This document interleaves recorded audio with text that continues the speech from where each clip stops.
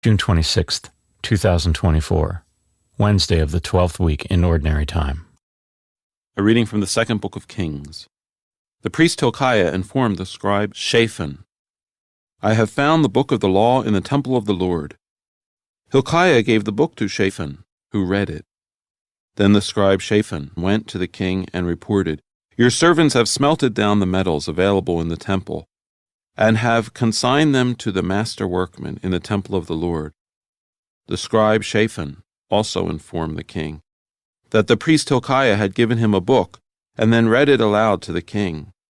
When the king heard the contents of the book of the law, he tore his garments and issued this command to Hilkiah the priest: Ahikam, son of Shaphan, Akbor, son of Micaiah, the scribe Shaphan, and the king's servant Asaiah, "Go, consult the Lord for me, for the people, for all Judah, about the stipulations of this book that has been found.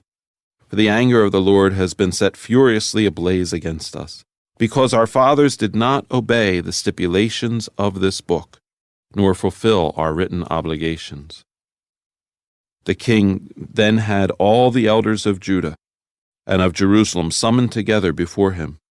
The king went up to the temple of the Lord with all the men of Judah and all the inhabitants of Jerusalem, priests, prophets, and all the people, small and great. He had the entire contents of the book of the covenant that had been found in the temple of the Lord read out to them. Standing by the column, the king made a covenant before the Lord, that they would follow him and observe his ordinances, statutes, and decrees with their whole hearts and souls, thus reviving the terms of the covenant which were written in this book. And all the people stood as participants in the covenant. The word of the Lord. The responsorial psalm. The response is, "Teach me the way of your decrees, O Lord. Instruct me, O Lord, in the way of your statutes, that I may exactly observe them. Teach me the way of your decrees, O Lord. Give me discernment, that I may observe your law and keep it with all my heart. Teach me the way of your decrees, O Lord.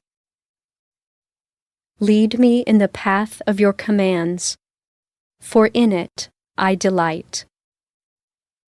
Teach me the way of your decrees, O Lord. Incline my heart to your decrees, and not to gain. Teach me the way of your decrees, O Lord. Turn away my eyes from seeing what is vain. By your way, give me life. Teach me the way of your decrees, O Lord. Behold, I long for your precepts. In your justice, give me life. Teach me the way of your decrees, O Lord. A reading from the Holy Gospel according to Matthew. Jesus said to his disciples, "Beware of false prophets, who come to you in sheep's clothing, but underneath are ravenous wolves. By their fruits you will know them. Do people pick grapes from thorn bushes or figs from thistles? Just so, every good tree bears good fruit, and a rotten tree bears bad fruit. A good tree cannot bear bad fruit, nor can a rotten tree bear good fruit. Every tree that does not bear good fruit will be cut down and thrown into the fire. So, by their fruits you will know them." The Gospel of the Lord. A good tree cannot bear bad fruit, nor can a rotten tree bear good fruit.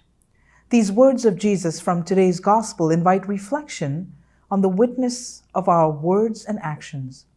Jesus warns his disciples to be on guard against false prophets who come in sheep's clothing, but are in fact wolves who devour and destroy faith. Now, you don't have to be a farmer or a gardener to see that the image that Jesus uses makes perfect sense. A good tree will produce good fruit, and a rotten tree cannot bear good fruit. The fruit a tree produces is a sign of the health of the tree and the depths of its roots. In the same way, our words and actions are the fruit of our inner lives. They reflect who and what we choose to root our lives in. They indicate the health of our interior life of faith, our prayer, our reliance on God. They are the fruit of our willingness to hear God's word and to live according to God's will. Our words and actions can be good fruit that bring peace and joy to those around us, or bad fruit that hurts, divides, and tears down the reputation of others. We live in the information age with instant access to vast amounts of news and commentary and opinion. With eyes of faith, we are called to discern the false prophets and those whose words, actions, and lives bear good fruit in us and in others. As we strive each day to pattern our lives on the example of Jesus, may our words and actions bear good fruit that lead others closer to God. Have a blessed day.